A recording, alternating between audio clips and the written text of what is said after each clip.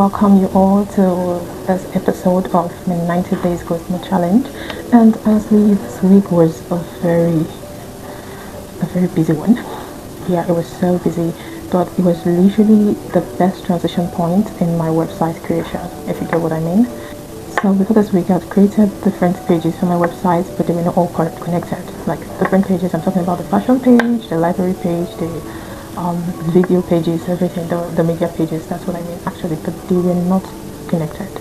And you know, one funny thing is that for people that are into web development, if you are still starting off your back-end journey newly, you'd understand that to toggle between one page to another, you have to go to your app.css and keep changing the pages, you know, keep uploading the new page you want to change. You keep, when you want to go into the landing page, you go to your app.css and impute landing page so that it can reflect in your Chrome. I'm going to show you an example of what I mean. So as you can see right here, before you navigate to another page, you have to go to the app.css and impute the actual page you want to view on Chrome. So here I have the article page. So now I want to view another page. I have to go and clean off the add article page and impute a library page. Okay. So when I impute the library page, I'll have to go and delete this up there. Okay, leaving only the instruction to open up library page. Then I'll save my work and then go back to Chrome. Then voila, my library page is out. So this is exactly how I handle it for now. So what this meant to me was that I was not yet building a proper multi-page website. Initially it was as if Week9 I was not going to touch my laptop again this Week9, because honestly speaking, I have a lot on my table.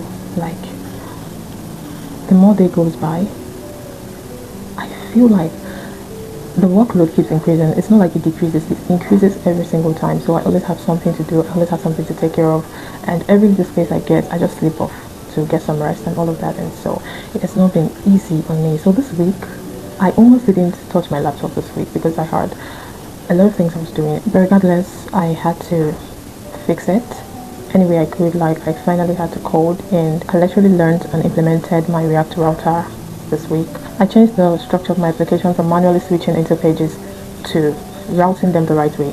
Like, doing them the right way, you click on something, it takes you to the next page instead of going to the app.css to, you know, switch the page manually. And again, it's one of the biggest things I did on my project this week is that I worked on my admin dashboard. Admin dashboard is the actual place where you can toggle anything, you can upload anything, you can change anything from there. You can upload pictures through the admin dashboard instead of having to go through the manual process of going back to the hard copy of your work to impute pictures. You can just manage it through the admin dashboard. I'm going to show you people example on the screen. So I realized here that there was no place for me to add articles from, and then I had to go and impute add article button, and when you click on it, it takes you to the article page. So I literally created another page immediately that night for my add article, and yeah, that's it, it's ready. So I switched to another color, and tell me the previous color and this color, which do you think is better? Let me know in the comment section.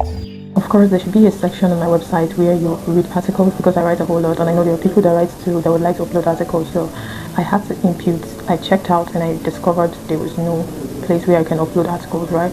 So I just had to impute add article to the dashboard, and from there you can upload articles, upload the title, the name of the person, and any other thing that needs to be uploaded in that article.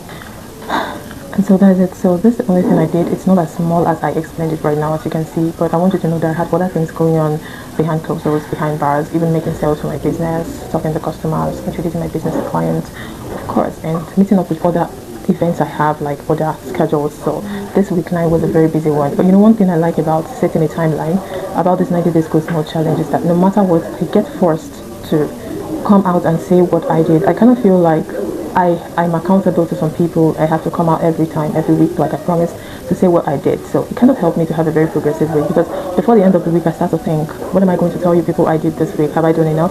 And for someone like me, one thing I think I'm going to work on is I always feel like I've not done enough. So this is it for my Week9. Earlier I started Week9. Week9 almost became a week where I didn't touch my laptop, but at the end of the day I had to do one or two things with it, and it moved me one step ahead, the step I'm heading to. Let's just see how the end of this 90 days will go. I just hope that things turn out well. So what did I learn in Week9? Every website needs navigation, it needs structure, communication between the front end and the back end, it needs user interaction. And of course, you know, I told you I'm a certified front end web developer, so what I know more about is front end, but this time around I understood how to navigate between pages, connect front end to the back end, such that when you click on something, it kind of reacts. You know, you kind of get a response. So this is what I mean. Right here, I've connected it, so when you click on the add article. Instead of going to impute it in the app.css, when you click on it, it takes you to the add article page. So if it was before, I would have to go to my app.css to write this thing and connect this article. This week kind of opened me up to that realization, okay?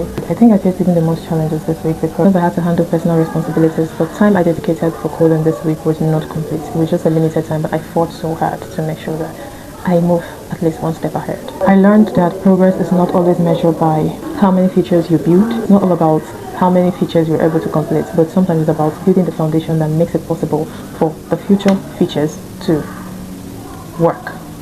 So week 9 was very, very productive, honestly. So right now, I am now connecting every other pages I have to my backend, such that when you click on any button, it takes you right to the actual page you should be on, instead of you having to go to app.css to open any page you want. Okay, and so I think my website is beginning to make much more better sense right now, and I'm really, really very grateful about it. So I hope to do more things, more big things by week 10. I think that's all for week 9, and I'll see you all in my week 10.